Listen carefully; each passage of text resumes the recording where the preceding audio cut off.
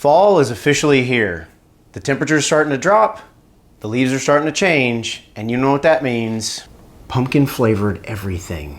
And yes, even coffee. But you know what else that means? Whether it's for fall or for Halloween, people want to decorate. So in this video, I'm going to show you 5 projects that are quick, easy, and cheap to make. And for a bonus, you can make these with your kids or your grandkids. Stick around and check it out.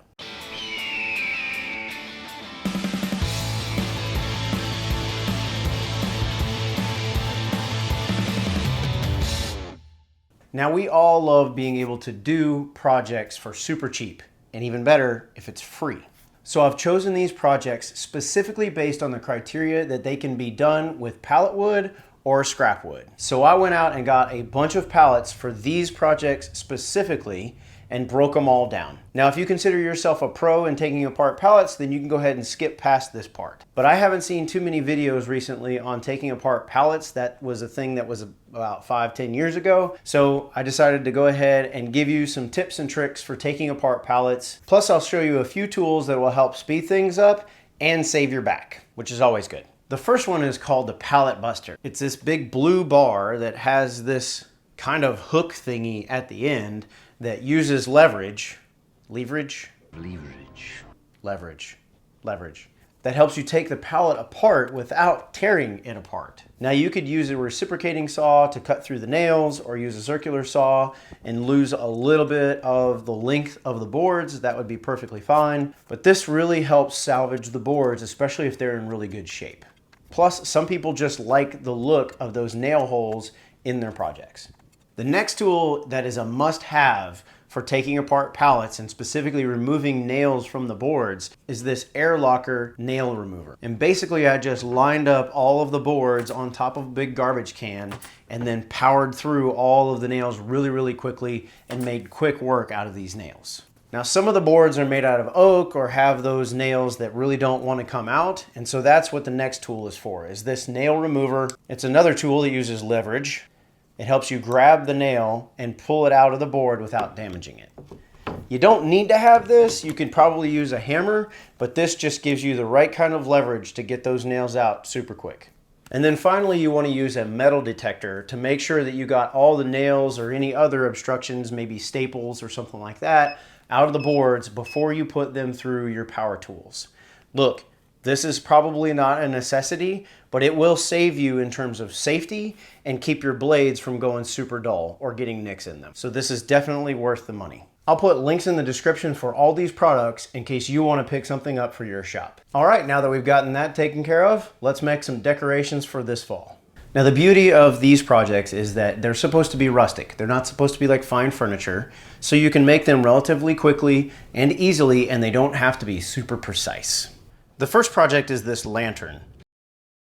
Now, the first thing you want to do is pick out the materials you want to use, whether it be pallet wood or just scrap wood. The reason why you want to pick it out first is that you're going to need to know the size of the template to cut out for the width of the board that you want to use. Now, for this, I just picked some of the best looking pallet boards that I had, and I used those dimensions to design the rest of the lantern around that. So first, I'm going to clean up this pallet wood, get it cut to size, and then I can go in and get the kids to pick out the faces that they want on the front of the lanterns.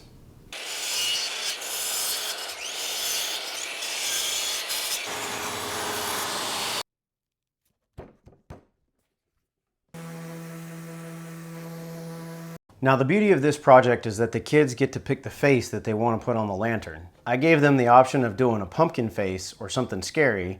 Then we Googled images pertaining to what they wanted, and they picked out their favorite.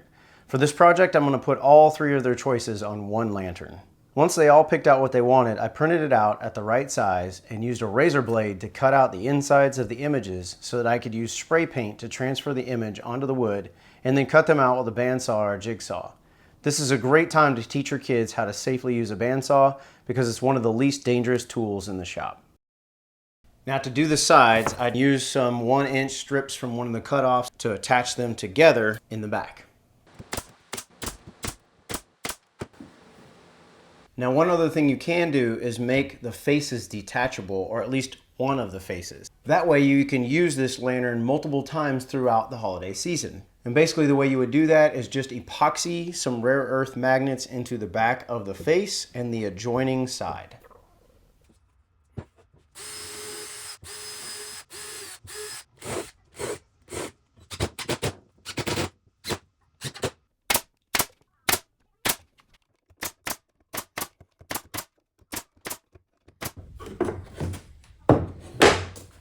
Nice. If you'd like to make one of these lanterns yourself, I put a link in the description for a free one-page PDF that includes a cut list, materials list, and assembly diagram. Everything you need to make one for yourself. This was my favorite project on the list today, but it took the longest by far. So let's look at some quicker projects. All right, the next project I'm going to show you is this super simple wooden pumpkin. Now, like people, pumpkins come in all shapes and sizes.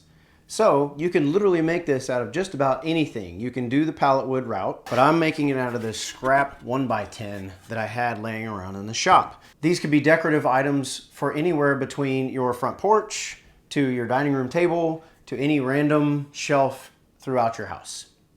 Now all you need to do is cut out this stop sign shape and cut a groove so they can fit together just like that. And then you can take something and make the stem. You can use something like I have here, which is a cut off piece of dowel that I burned to make look like wood. Or you can actually have your kids go out into the woods, cut off a slice of an actual branch, and then put that on top as well. I'm going to use this 1x10. All you have to do is cut out the corners at 45 degrees, evenly spaced around each side, and then cut the groove for the other piece of wood. Now when you're making the groove, you're going to have to lay the other board on top of it so that you get the right spacing.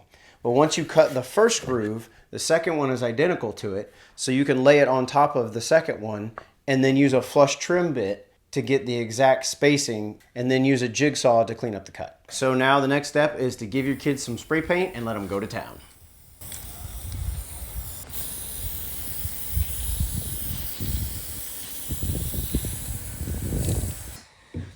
Yeah, that's what I did. Yeah, like that. Does it go like that? You want to glue it in there, right? Yep. Or is it just friction fit? We can just stick it in there. I want to glue. You want to glue? Why am I not surprised? Okay, stick it in there. I think it looks good, man. Yeah. What do you think? Yeah. You like it? All right, good job. This project was super quick and easy, and the kids really enjoyed being able to get out and spray paint.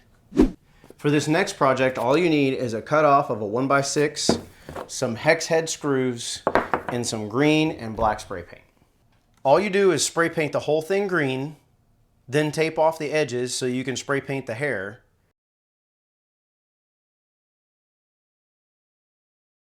Then drill holes and screw in the hex head screws.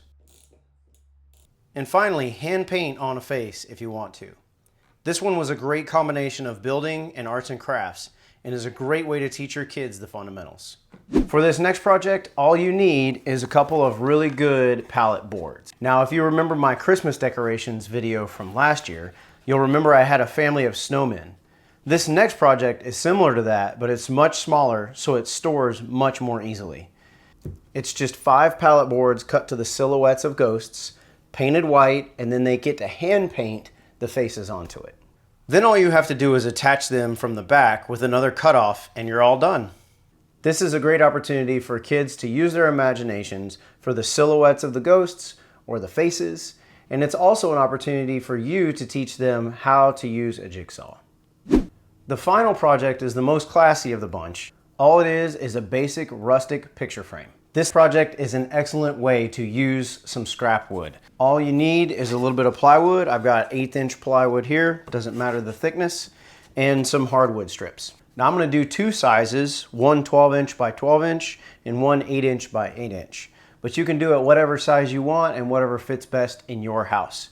I cut the strips at exactly the same length because I'm going to do 45-degree bevels on them, so it makes the math super easy. You don't even have to do math, which is the way I prefer it.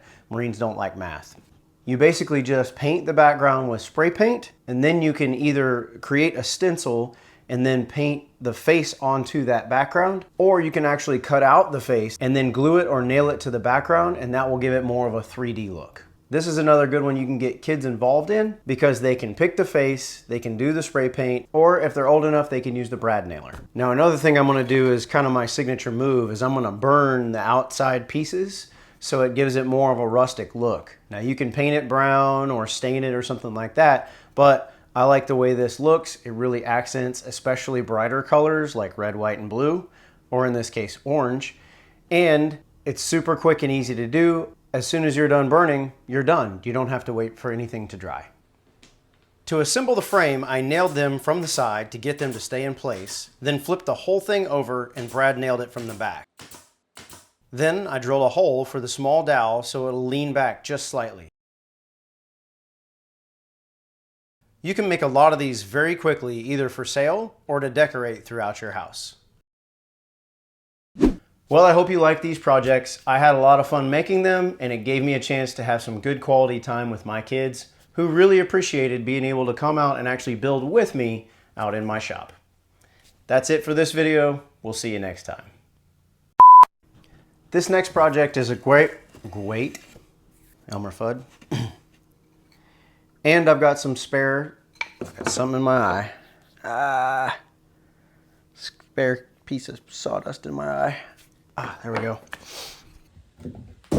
I think it looks good, man. Yeah. What do you think? Yeah. You like it? All right, good job. That was weak. No, you missed. Oh, you missed. You missed. I got it. Well, that's about as good as you can get right there. Good job. That was now weak. For it to dry. That was weak. It's terrible. Mwah. All right. Let's do it one more time. Let it dry. Okay, everybody go in the house because it's fuming. In space, in your face. She's got jokes. Woo. Go in the house. No, go in the house.